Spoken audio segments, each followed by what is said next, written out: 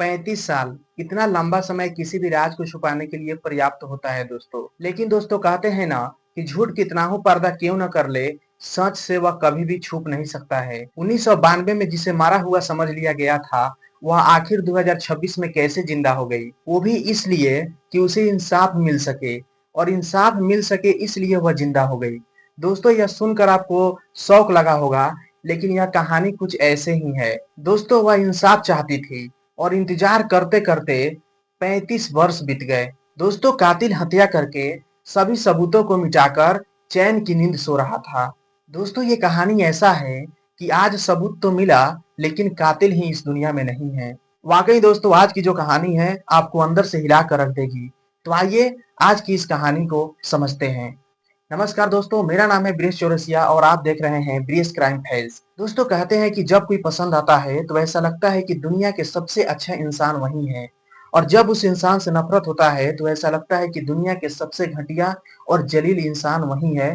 दोस्तों अहमदाबाद के रहने वाला शमसुद्दीन और मुंबई के रहने वाली शबनम, दोनों के बीच गहरी दोस्ती होती है। यह दोस्ती धीरे धीरे प्रेम में बदल जाती है। दोस्तों शबनम जिस तरह के व्यक्ति खोजना चाहती थी, ढूंढना चाहती थी, उसे इस दुनिया में मिल गया था, इसलिए वह प्रेम कर बैठी थी। दरअसल शबनम अकेले रहना पसंद करती थी। उसे घर परिवार से कोई मतलब नहीं रहता था, घर से दूर रहना पसंद करती थी। हालांकि यह कोई नहीं जानता था, न मैं जानता हूँ, न आप जानते हैं, और न ही यह दुनिया जानती है, क्योंकि यह बात सिर्फ शबनम को मालूम है कि आखिर वह क्यों अपने परिवार से दूर रहना चाहती थी और अकेले रहना उसे पसंद था। हालांकि जब वह अहमदाबाद पहुंचती है तो उसकी मुलाकात जो है शमसुद्दीन से होती है, और शबनम को शमसुद्दीन में ऐसा लगा कि शमसुद्दीन जो है शबनम के लिए एकदम परफेक्ट है।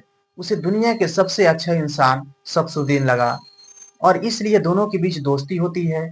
फिर यह दोस्ती धीरे धीरे प्रेम में बदल जाती है। दोनों के प्रेम कहानी जो है अच्छे से चलने लगती है। एक बार की बात है, शमसुद्दीन शबनम को अपने घर बुलाता है।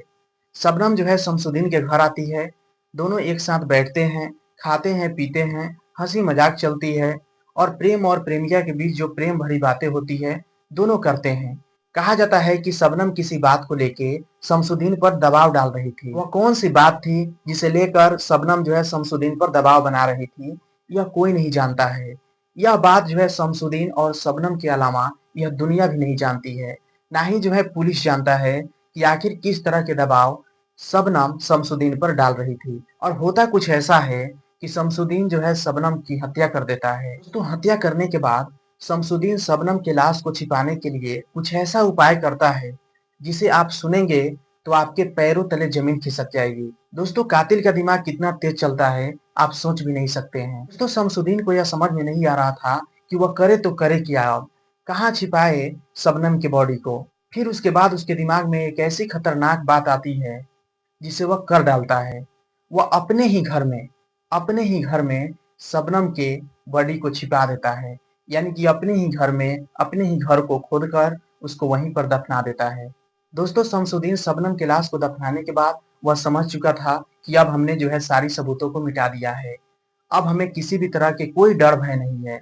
और सच में पुलिस सोच भी नहीं सकती थी कि वह जो है उस डेड बॉडी को अपने ही घर में दबा के रखा है। हालांकि देखे तो शबनम को खोजने वाला अब कोई नहीं था, क्योंकि शबनम जो है अपने घर से दूर रहती थी, और जो उनके परिवार वाले थे वो भी जो है उनको ढूंढना छोड़ दिए थे कि शबनम कहाँ है, क्या कर रही है। उनको भी किसी तरह की खोज खबर नहीं थी।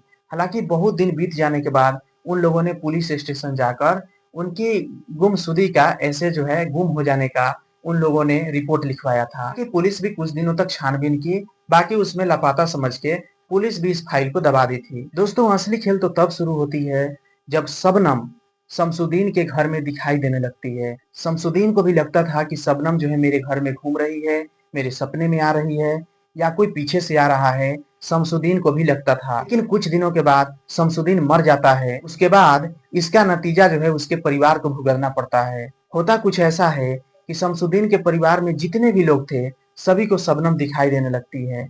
किसी को सपने में दिखाई देती है, तो किसी को पीछे से आती हुई दिखाई देती है, तो किसी को ऐसा लगता है कि शबनम जो है दरवाजे ठोक रही है, जगा रही है किसी को। ऐसा सभी को महसूस हो रहा था। अब शमसुद्दीन के परिवार वाले किसी तरह से शबनम से पीछा छुड़ाना चाहते थे।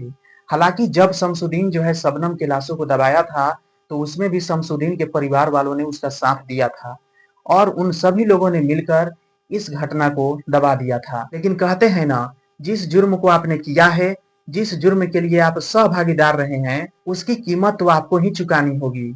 चाहे इस जन्म में आप चुकाएं या फिर अगले जन्म में चुकाएं, लेकिन आपको चुकानी तो पड़ेगी।